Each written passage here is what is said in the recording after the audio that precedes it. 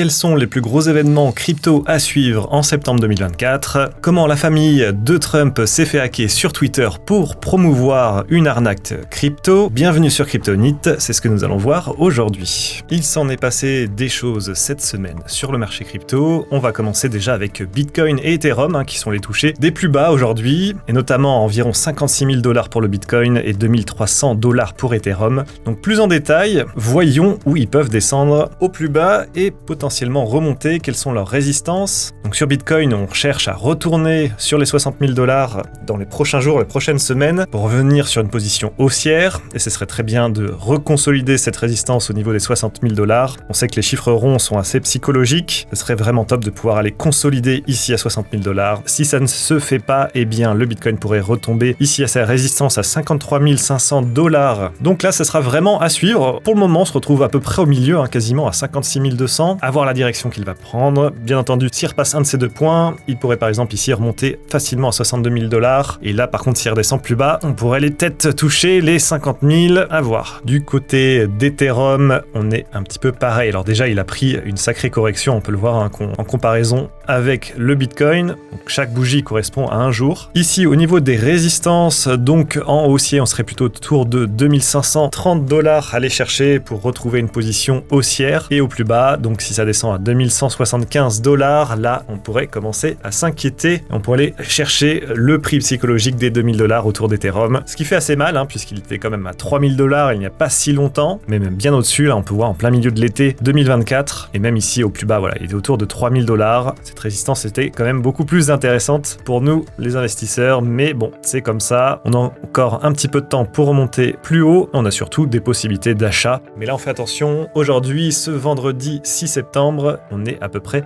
en plein milieu, donc à voir la direction que va prendre le cours d'ETH et de Bitcoin dans les prochains jours, prochaines semaines. En septembre, c'est bien entendu la rentrée et il y a énormément de choses qui se passent sur le marché crypto. Alors quand je parle d'événements, ce n'est pas forcément des grands salons, mais plutôt des mises à jour, des sorties de nouveaux services, des améliorations, etc. Alors le 4 septembre, eh bien c'est Polygon qui a changé de nom, donc ce n'est plus Matic pour son jeton, mais maintenant c'est Pol. Tout s'est fait automatiquement si vous aviez vos Matic sur le réseau Polygon. Par contre, vous devez faire une petite action manuelle si vous avez du Polygon, par exemple sur le réseau Ethereum. Pour que le nom soit automatiquement changé, il va falloir donc se rendre sur un site. Alors là, je vous montre la petite newsletter qu'on sort tous les jours à midi, du lundi au vendredi. Vous avez les liens dans la description si vous souhaitez vous inscrire et suivre 256 secondes pour le chat 256 de Bitcoin. En moins de 5 minutes, vous avez les informations les plus importantes du jour tous les midis. Et donc hier, nous avons parlé justement de ce changement.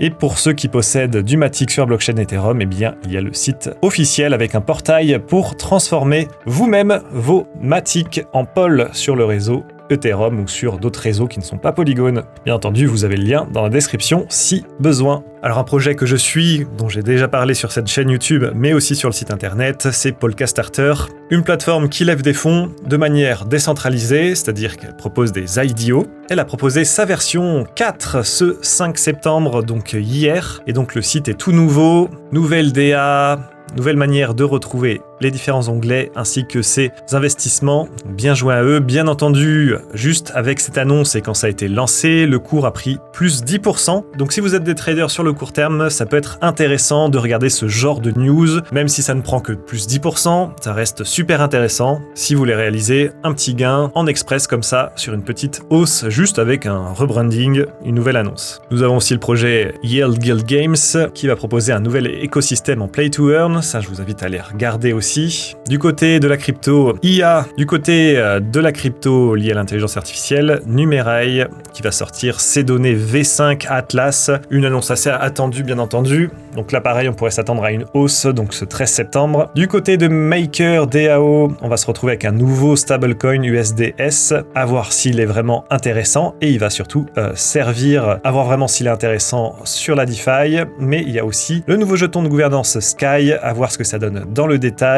Du côté de iOS qui est très connu, alors pas iOS comme Apple, là c'est plutôt EOS si je le dis à la française, qui va réaliser un hard fork. Donc ça va permettre de séparer le réseau iOS. Et là on voit que ça va entraîner des changements sur le fonctionnement mais aussi la gouvernance du réseau. Pareil, événement très important à suivre en cette fin de mois de septembre, le 25. Et on a bien entendu le célèbre Hamster Kombat dont tout le monde en entend parler et sur YouTube ils font des vidéos à plusieurs millions de vues. Ça y est, ils ont une date de airdrop. Enfin, je crois que c'était en fin juin ou juillet normalement. Et là ce serait le 26 septembre. Vous allez recevoir enfin votre airdrop Hamster Kombat. Aucune idée de si ça sera vraiment rentable, je ne pense pas malheureusement, parce qu'il y a tellement de jetons qui ont été générés. Peut-être que des personnes qui vivent dans des pays où le coût de la vie n'est pas très élevé, on peut penser par exemple Philippines, s'ils touchent $50 grâce au airdrop de Hamster Kombat parce qu'ils sont là depuis le début, peut-être que pour eux c'est très rentable. À voir ici pour les résidents français, est-ce que c'est vraiment intéressant? C'est play to earn. On attend aussi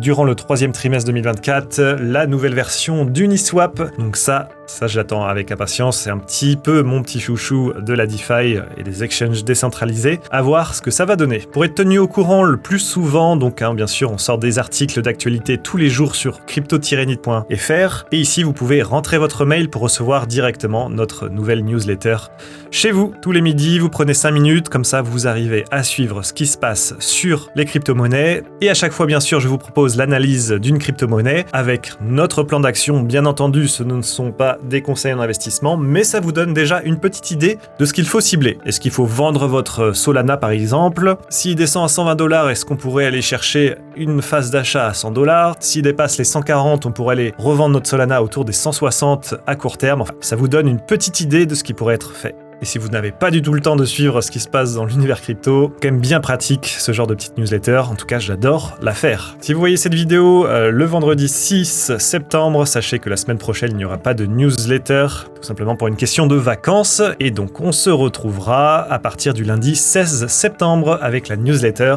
N'hésitez donc pas à vous inscrire, bien sûr, le lien dans la description, c'est carrément sur la page d'accueil de notre site internet. Maintenant, on attaque un petit peu la partie fiscalité, élection présidentielle. Vous allez le voir, il se passe pas mal de choses. On sait que Kamala Harris, n'a pas du tout abordé le sujet des crypto-monnaies dans son programme démocrate. Alors ça, c'est un petit peu un problème pour la communauté crypto, puisque si elle est élue, on pense que rien ne va changer, et on sait qu'en ce moment la SEC attaque pas mal de monde, que ça soit OpenSea, une marketplace NFT, mais aussi Coinbase, Uniswap, et on va voir juste après qui pose encore des problèmes avec FTX, la SEC. Donc c'est assez inquiétant, forcément pour les résidents américains, mais aussi les entreprises et tous les acteurs du monde de la crypto, puisque rien n'a été annoncé. Par contre, Kamala Harris a décidé d'accepter les dons en Bitcoin sur Coinbase pour sa campagne électorale. Est-ce que c'est juste un coup de marketing? En tout cas, c'est assez ironique d'autant laisser de côté les crypto-monnaies et plutôt d'aborder l'intelligence artificielle dans leur programme. Ils ont surtout parlé de ça, mais rien du tout concernant les crypto-monnaies. Et pour autant, accepter le Bitcoin, en tout cas, ils sont en quête d'argent, ça pose pas de souci. Et pour aller emmerder les entreprises crypto pour soutirer un maximum de fric, ça aussi, ils sont très forts. Donc, à voir ce que ça va donner. Bien sûr, quand je parle de tout ça, il n'y a pas du tout cet aspect vote politique.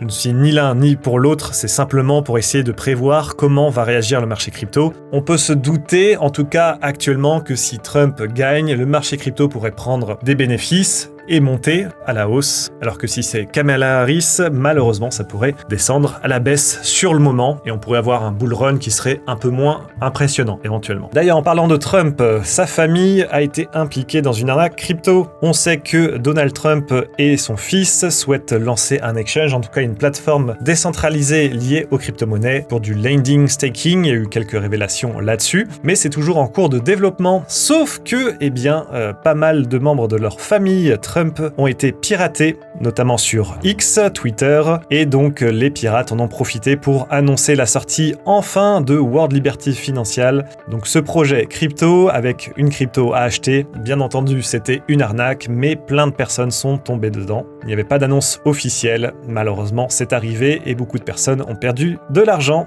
Ce qui fait une mauvaise pub, bien entendu, pour Trump, sa famille et les crypto-monnaies, puisqu'on sait que ce milieu est quand même regorgé d'arnaques. Malheureusement, ils n'ont pas bien sécurisé leur compte Twitter, et ça, c'est vraiment dommage. Est-ce que ça peut jouer sur les élections présidentielles? C'est une excellente question, je ne suis pas sûr. Toujours aux États-Unis, maintenant, c'est la SEC qui vient s'opposer au plan de remboursement des clients de FTX. Vous le savez, ça va bientôt faire 2 ans que FTX s'est effondré. Il y a des milliards de dollars qui ont été bloqués et non pas perdus par FTX, et donc les clients n'ont pas pu retirer leurs sous et ils sont en attente d'être remboursés tout simplement. Et c'était enfin le cas. Il y avait enfin un plan de remboursement. Malheureusement, la SEC s'inquiète de ce qui pourrait être fait puisque les remboursements seraient en crypto et en stablecoin. Bien sûr, c'est toujours le débat infini de savoir est-ce que les crypto-monnaies sont considérées comme des valeurs mobilières, donc des securities, et les rembourser de cette manière serait soumis à de l'imposition. Donc la SEC est en train de repousser le remboursement et pose des questions FTX. Malheureusement, le remboursement devrait être retardé à cause de ces questions